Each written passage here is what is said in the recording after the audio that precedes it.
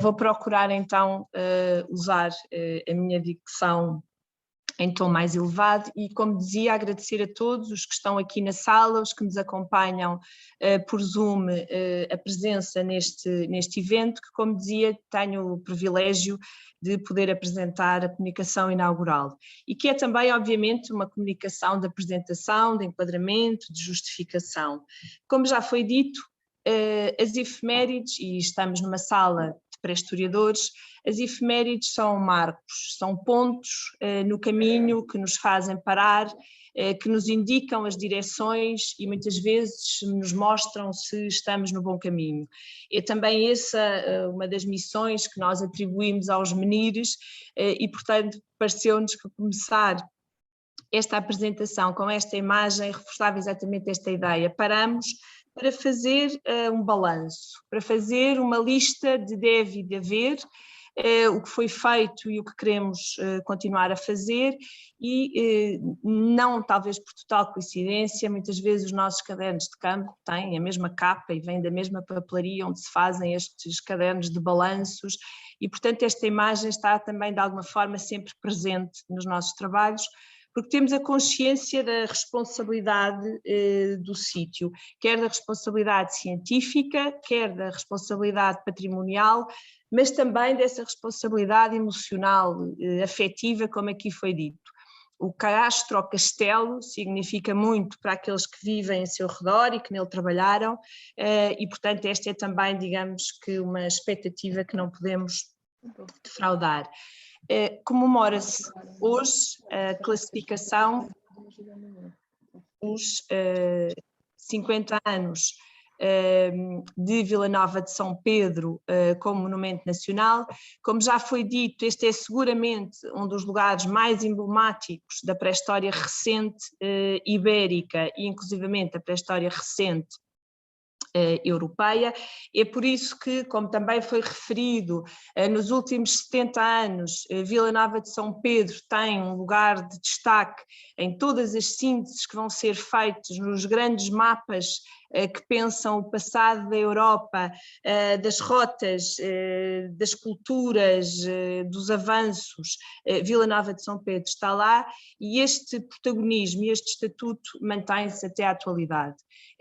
Pensar o grande mundo do Mediterrâneo, o grande mundo do terceiro milénio, continua, como vemos neste mapa do nosso conferencista de encerramento deste encontro, do professor Jean Guilaine, Vila Nova de São Pedro continua a ser um lugar de referência. Porquê que se torna, porquê que é um lugar de referência? Como foi dito, muito se deve à ação destes dois arqueólogos, entre tantas outras coisas, o padre Eugênio Jallet e o tenente-coronel Afonso do Paço. Têm, de facto, ao longo de sucessivas campanhas de escavação no sítio, a capacidade de, enfim, usando metodologias da época, pôr a descoberto um complexo arquitetónico absolutamente monumental e tem, como também foi dito, a capacidade de não só revelar este complexo arquitetónico, como aquilo que hoje sabemos ser absolutamente fundamental, divulgá-lo. E, portanto, sucedem-se as publicações que de alguma forma apresentam os relatórios de escavação. Sabemos que estas publicações terminam antes da conclusão dos trabalhos de terreno, portanto, relativamente aos últimos anos, esta informação acaba por estar muito rarefeita,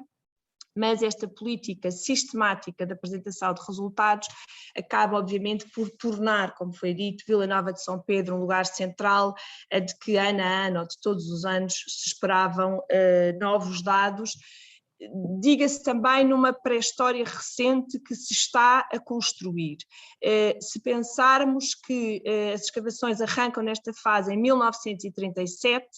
e se olharmos para o que é o panorama da Europa calcolítica em 1937, percebemos que há aqui, obviamente, um trabalho de pioneiros e, claro, muito ligado no quadro explicativo ao Oriente, ao papel do Egito, ao papel do Egeu, obviamente os lugares para os quais se tinham referências muito mais extensas e muito mais densas.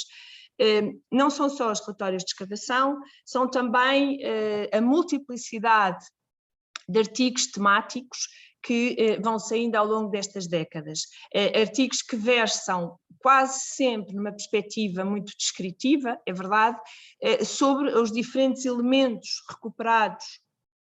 no castelo ou no castro e que acabarão em diferentes línguas por circular, como foi dito, por toda a Europa, de facto transformando este lugar num lugar verdadeiramente central. Hoje, e para ligarmos o passado ao presente,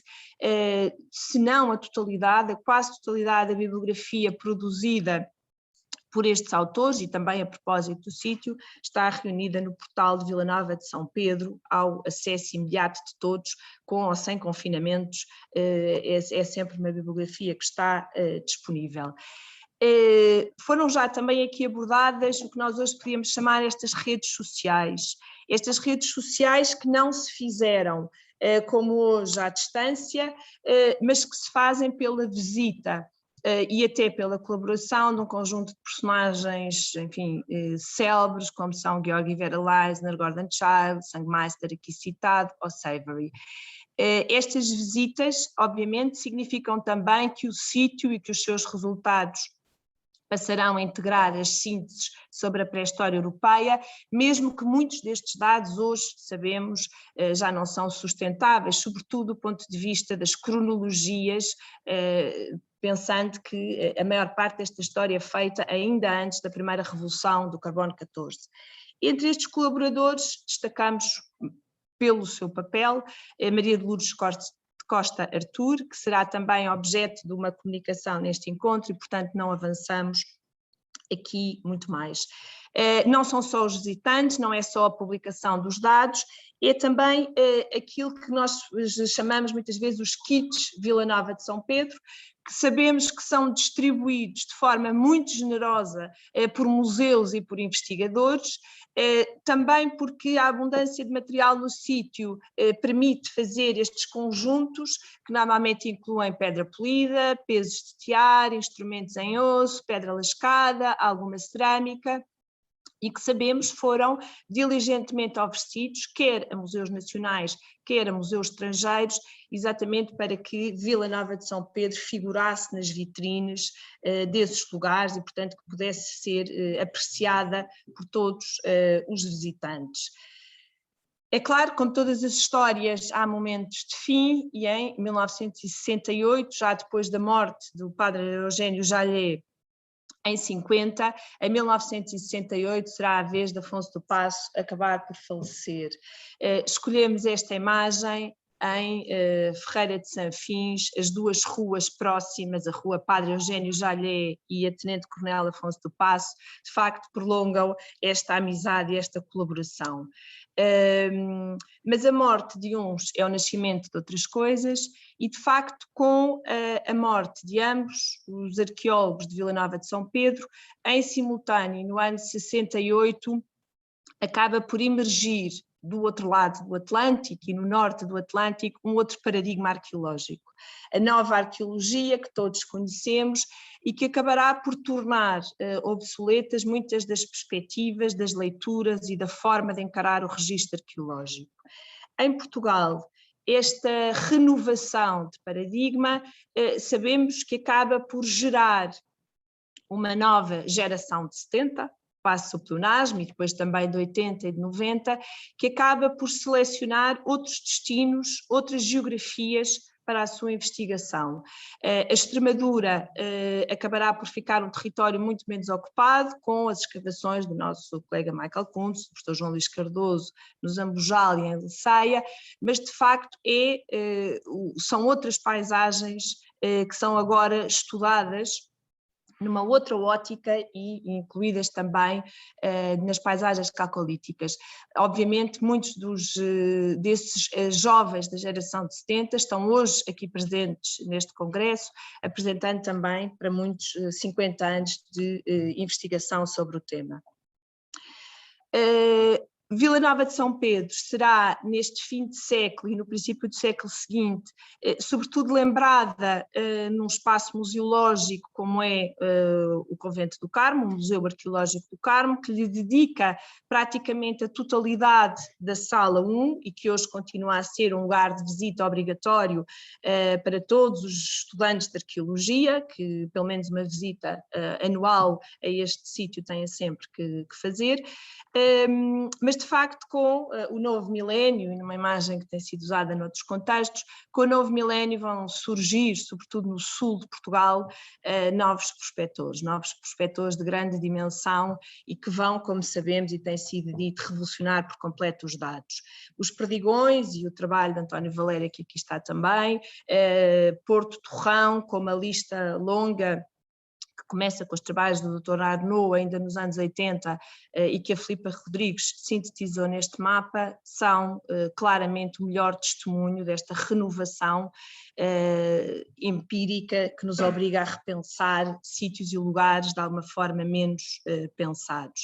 E isso quer dizer que estes novos dados têm que ser ligados às velhas paisagens. E, obviamente, uma das questões que queremos e que temos vindo a trabalhar é como é que conectamos estas duas realidades, que do ponto de vista da história da investigação, de facto, têm momentos de trabalho muito diferentes, mas que criam uma paisagem mista que estes castelos e que estes recintos acabam aqui por simbolizar. E é na complexidade desta paisagem mista que temos que voltar a pensar o papel de Vila Nova de São Pedro, não só no mundo regional, e pensamos no Sul muitas vezes, mas não é só o Sul, não só no mundo regional, mas também nestas novas paisagens do Mediterrâneo, e por isso se aludia a um neo-orientalismo no nosso resumo, porque o orientalismo e o Mediterrâneo, que está sempre muito presente nos textos de Afonso do Paço e de Eugênio Jallet, volta hoje a ser um lugar de observação fundamental,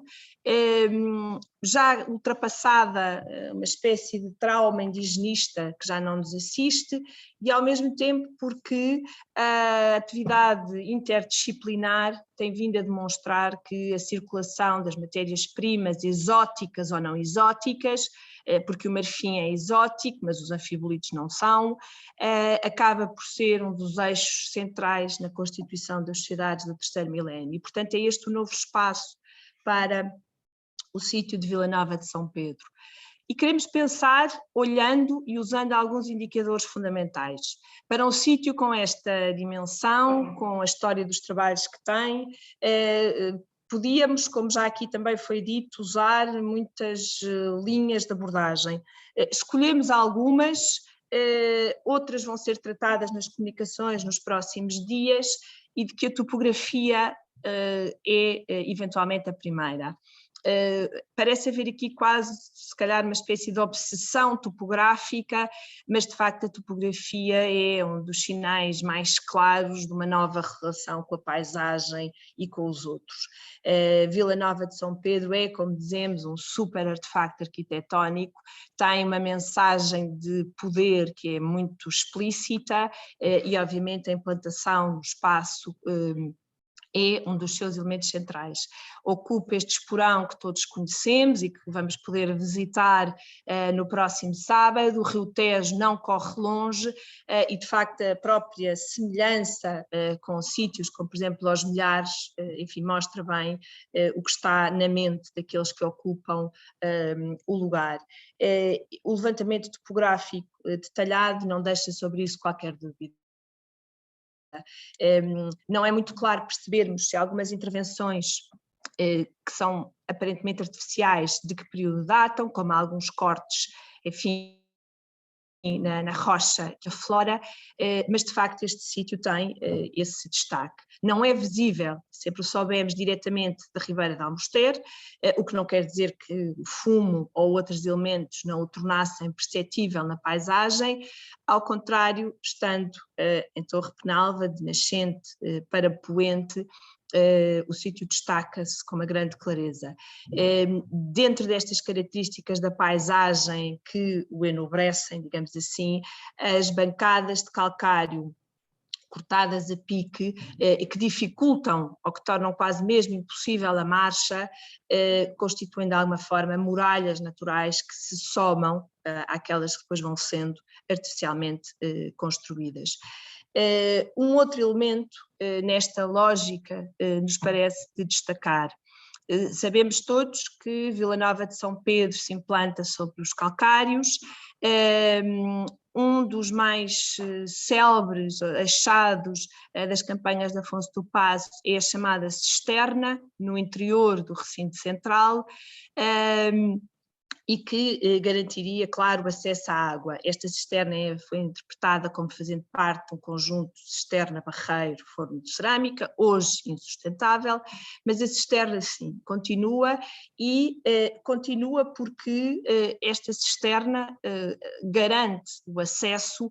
àquilo que nós hoje sabemos ser a rede cárstica sobre a qual o sítio está montado. A cisterna é uma abertura artificial que dá acesso a um algar que garante o acesso à água no reduto mais protegido. E este é um dado num lugar onde a água surge com muita frequência, como veremos, absolutamente significativo. Garantir que há água sempre disponível para quem esteja no reduto central.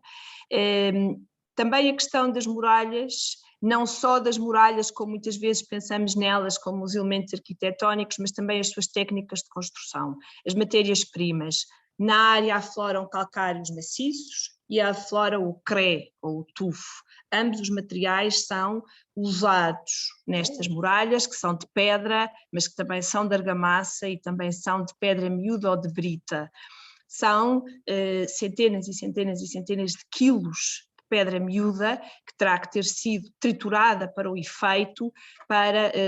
constituir o interior destes espaços. Provavelmente, ao retirar essa camada de pedras que revestia esta argamassa, as escavações de Afonso do Pazo, de alguma forma, também contribuíram para acelerar o seu estado de degradação, que também queremos combater. Muitos elementos são hoje, e de facto a tecnologia ajuda-nos no campo, as imagens de drone dão-nos outra perspectiva sobre os lugares, hoje são muito claras no campo algumas das ações, das intervenções, das reconstruções. O Bastião 8 é um caso absolutamente paradigmático. Há uma estrutura original, acrescenta-se em algum dado momento uma segunda parede, porque esta parede acaba por engolir o bastião original, acrescenta-se depois um outro já praticamente arrasado, que mostra bem de facto como estes lugares têm uma biografia muito intensa e que exige também tempo na sua definição. No limite da segunda linha de muralha, junto ao limite norte, numa arqueologia da arquitetura em que podemos ver uma estratigrafia vertical, percebemos também esses passos, esses gestos que se vão repetindo e que importa obviamente também dar sentido cronológico e, sobretudo, diríamos, dar sentido social. Mas a Vila Nova de São Pedro não são só muralhas, há de ser também um fosso que é descrito por Afonso do Pazo, de onde provém o grande vaso associado ao ritual de fundação e que, por aquilo que é dito nos textos, terá que ficar algures entre a primeira e a segunda linha, mas são também paredes rochosas revestidas com blocos de pedra e com argamassas, com ligantes, que parecem entalhar de facto a rocha, criando áreas de ocupação negativas. São também taludes, um grande talude que contorna o sítio e sobre o qual Afonso do Pazo deposita também os seus vestimentos, mas este talude está lá e confere esta monumentalidade acrescida, este talude que não tem sido tão referido nas plantas e, portanto, pensamos muitas vezes as três linhas como ocupando um território plasmado. fazendo-nos perguntar muitas vezes nas fases, nas sucessões, de qual é a diacronia deste aparelho. Sabemos hoje que esta planta de Savory é incompleta, há estruturas que não chegaram nunca a ser registadas, é um processo que temos também em curso, mas diríamos que qualquer que seja a sequência construtiva, o reduto central não é nunca um subproduto de uma estratégia falhada. O reduto central tem como o próprio nome indica, tem uma centralidade topográfica que nos mostra bem que estava seguramente nos planos desde a primeira fase de construção, qualquer que tenha sido a sua efetiva diacronia, pela monumentalidade que tem, pelo lugar que ocupa no recinto. Vila Nova de São Pedro é uma arquitetura, como todos sabemos, é uma topografia, é também um lugar que se tornou célebre pela cultura material que daí vem e que foi sendo recolhida ao longo de várias décadas de escavações. É um imenso centro de produção, é um imenso centro de transformação, é um imenso centro de consumo. Numa tabela quantitativa muito provisória e que nem sequer inclui todos os elementos da cultura material que existem, nós podemos ver como os números são absolutamente impressionantes e, quando comparados com outros contextos, de facto destacam-se. Nesta tabela escolhemos propositadamente alguns artefactos de exceção, como por exemplo seriam os alfinetes de cabeça, os copos em osso, e depois outros que estão ligados, digamos que a uma produção mais dura, como os instrumentos polidos ou os pesos de tear. É a abundância de todas as fases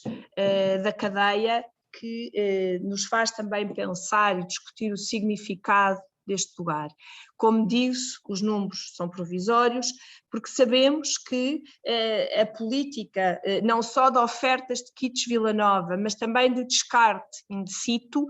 faz com que algumas análises de alguma forma estejam sempre em aberto e é sempre possível ampliar e acrescentar este espólio. E, portanto, estes números estão ainda em construção, em revisão, e sobre muitos destes elementos vão ser, como sabem, apresentadas comunicações nos próximos dias. Quem falta ainda é Vila Nova de São Pedro, os mortos. Tal como para Afonso do Paço e Eugênio Jalé, estes são ainda os grandes ausentes. Porque é que eles são significativos? Não só porque constituem a última etapa das nossas vidas, mas também porque para o terceiro milénio nós sabemos que os mortos são provavelmente os maiores consumidores. Observando o que têm sido os resultados das escavações feitas, sobretudo no sul de Portugal, percebemos que eles são de facto o último momento destas complexíssimas cadeias operatórias. Para quem produz Vila Nova, para o autoconsumo não é sustentável, são quantidades imensas, dificilmente se explicaria. Produz para abastecer uma rede de circulação, então agora podemos, através do laboratório, demonstrá-la, recebe matéria-prima que transforma e que reenvia, enfim, todos esses dados são absolutamente vitais e, claro, não perdemos também esta esperança de, através de prospecção ou até mesmo, enfim, em algum outro contexto, finalmente encontrarmos naquele território onde Vila Nova está tão solitário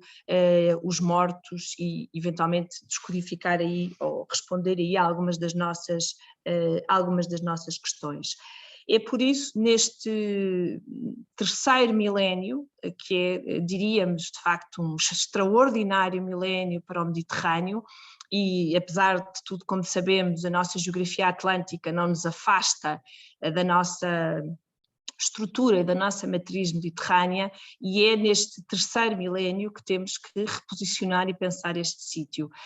No território micro, no território meso, no território macro, porque percebemos no registro arqueológico que a história é feita de todos estes planos. Diríamos que, e numa nota que não queria ser